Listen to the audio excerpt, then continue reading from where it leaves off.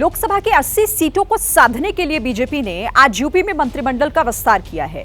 2 मंत्री पूर्वांचल से, 2 मंत्री पश्चिम से बने हैं। कैसे जातीय और क्षेत्रीय संतुलन को साधा गया है, ये रिपोर्ट देखिए। एसपी के प्रमुख ओम प्रकाश राजभर। मैं ओम प्रकाश राजभर ईश्वर की शपथ लेता हूं कि बीजेपी के एमएलसी दारा सिंह चौहान। मैं दारा सिंह चौहान ईश्वर की शपथ लेता हूं। पुरकाजी से आरएलडी के विधायक अनिल कुमार।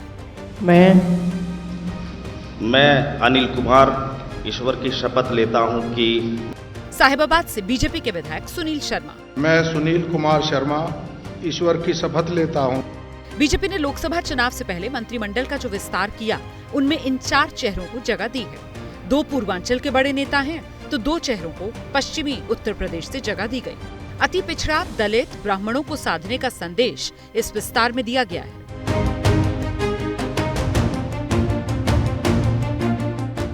जयंत चौधरी की पार्टी अभी हाल ही में इंडिया गठबंधन से अलग होकर एनडीए का हिस्सा बनी।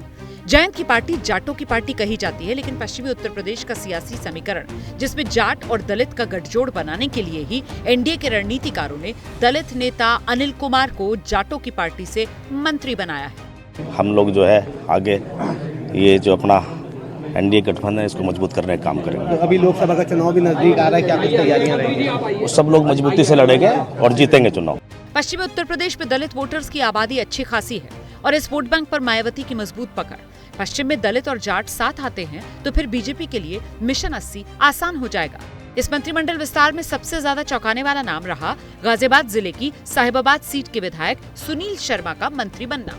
मैं सुनील कुमार शर्मा ईश्वर की शपथ लेता हूं कि मैं विधि द्वारा स्थापित भारत के संविधान के प्रति सच्ची श्रद्धा और निष्ठा रखूंगा। सुनील शर्मा ब्राह्मण जाति से आते हैं और विधानसभा में 2,14,000 वोटों से जीतकर रिकॉर्ड बना चुके हैं। असल में लोकसभा चुनाव से पहले बीजेपी यूपी का जातीय समीकरण दुरुस्त करना चाहती है और इसी कड़ी में पूर्वांचल के राजभर को सेट करने के लिए ओम प्रकाश राजभर और पूर्वांचल के ही अति पिछड़ों को सेट करने के लिए दारा सिंह चौहान को मंत्री बनाया है।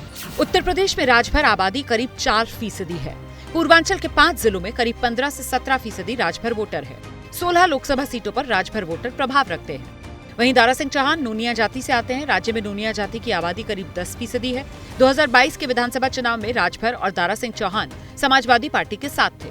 तब बीजेपी को पूर्वांचल में बड़ा नुकसान हुआ था। तब आजमगढ़ जिले की 10 में से 10 विधानसभा सीट बीजेपी हार गई थी। गाजीपुर और कौशाम्बी जिले में भी बीजेपी का खाता नहीं खुला था। बस्ती की 5, मऊ की 4 में से बीजेपी को 1-1 सीट ही मिली थी। बलिया की 7 में से 2, जौनपुर की 9 में से 4 सीटें ही बीजेपी को मिली थी। राजभर और दारा सिंह चौहान के जरिए पूर्वांचल, तो अनिल और सुनील के जरिए पश्चिम की सीटों को साधने की रणनीति बनाई गई है। जैसे ही घड़ी का काटा दोपहर 2:30 पे आए, बबीता जी का दिल सास बहू साजिश के लिए मचल जाए। और ये है इनकी बहू, पूरे दिन ऑफिस की टेंशन हो जाए गॉन जब ये करें अपना फेवरेट शो फ्री टाइम पे ऑन। इनकी तरह आप भी देखें अपना फेवरेट शो अपने टाइम पर और डाउनलोड कीजिए एबीपी लाइव ऐप अपने स्मार्ट टीवी पर।